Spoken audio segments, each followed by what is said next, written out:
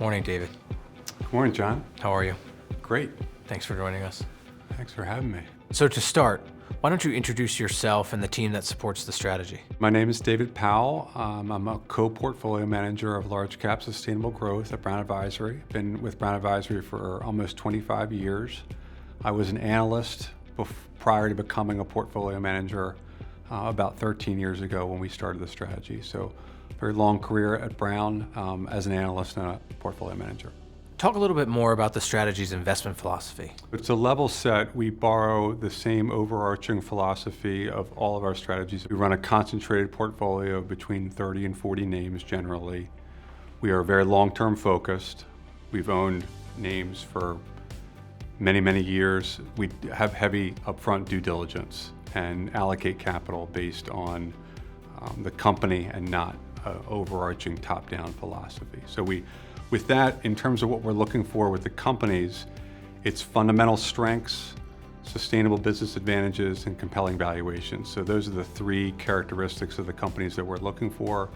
And we feel like if we get all of those three things right, we can outperform the Russell 1000 Growth Index over a long period of time. So maybe let's talk a little bit more about the strategy's investment process. We feel like our investable universe is over 1,000 names. We boil that down to a working group of about 20 or 30 names, give or take, focusing on a very unique company with a very unique value add to its customers. So we try not to screen on any financial metric other than growth. We definitely are a growth strategy and need double-digit growth over a business cycle. But then it's really left to the analysts to come back to us with a pretty unique value proposition. Then we take what the management says and we try to go out and prove it by talking to as many vendors and customers and suppliers and people that use the product as we can. We then look at the sustainability aspect of a company, both on the risk side and the opportunity side. And once we have a thesis on both the fundamental and the sustainability side, valuation is the last piece. And we do a valuation scenario analysis on the upside and downside to give us a sense of how much money could we potentially make over the next 3 years and how much we could potentially lose. That takes the emotion out of the final decision-making process. So what are some of the differentiating characteristics of the investment approach? Yeah, I think there are three. I think sustainability is very important to us. It's been very important to us from day one. We've built a team and a process and philosophy around that. I think number two, we look for areas of growth in lots of different sectors of the economy, not just technology, not just communication services. And then three, in terms of how we define growth, we like consistent, durable growth over a market cycle and overweight that type of stock in our portfolio. So we definitely like fast-growing companies too, but we own much more of the steady compounders than we do the fast-growing. And I think that that's helped us on the downside when the market has sold off historically. So we've talked about the philosophy, we've talked about the process and the approach. Let's dig a little more on portfolio construction and what are some of the typical portfolio attributes of the strategy? We have between 30 and 40 stocks in the portfolio, like that range, and that's sort of the definition of a concentrated portfolio. For each individual weight, it's between 1% and 5% typically, although there are some names that tend to grow above 5%. We will let those winners run.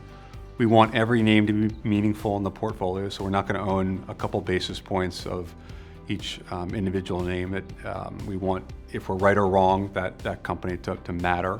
And then in terms of the higher weights in the portfolio, we tend to overweight companies that have that consistent, durable growth profile to them. The ones that are faster growing, that are a little less mature, we would tend to have those be at the smaller weight in the portfolio. I think that adds a good amount of consistency and durability to the portfolio in difficult times. From there, let's talk a little bit more about market environments. And what types of market environments does the strategy tend to outperform and underperform? Two things come to mind. One is In times where the market is way up or way down, we tend not to do very well. We tend to do better when the market is flattish, maybe up 10%, down 10%. That's where, our companies really shine. And there's the durability and that consistency adds a lot of value. I'd also say generally we tend to do better when the market is down, and generally not as well when risk is off and people just want to own the fastest growing companies they can find. So bringing it all together, why invest in large cap sustainable growth? I think the large cap growth area is one that has proven to be a great place to invest over many, many years, if not decades. It's overweight, big technology companies. So if there are a lot of people looking for that type of company, you're going to find a lot of them in large cap growth portfolios. In terms of large cap sustainable growth specifically, I think that fundamental approach combined with sustainability is very unique in the marketplace. And that adds a lot of value over time in terms of finding a really high quality company. So I think that quality aspect is something that we take very, very seriously.